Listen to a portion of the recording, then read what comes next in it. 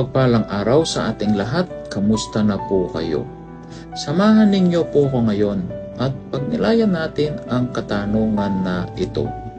Kaya mo bang suotin ang sapatos na araw-araw humaharap sa panganib alang-alang sa kapayapaan? Alam ninyo po, hindi madaling maging pulis. No one can truly understand hanggang hindi nila nasusuot ang sapatos na araw-araw naglalakad sa panganib, sa katahimikan ng takot at sa bigat ng tungkulin. Behind that badge is a person, taong may puso, may pamilya at may pananampalataya na kahit hindi nakikita, patuloy ang paglilingkod. Minsan tahimik lang sila, pero sa likod ng katahimikan ay tapang at sakripisyo.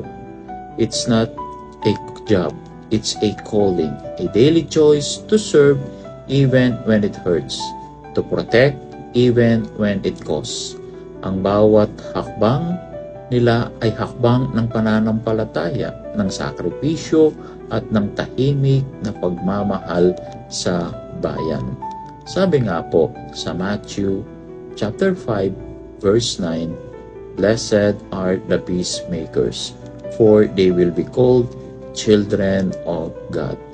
Ang pagiging pulis ay hindi lamang pagsusuong sa panganib, kundi pagtanggap sa isang mataas na layunin na naglalayon ng kapayapaan.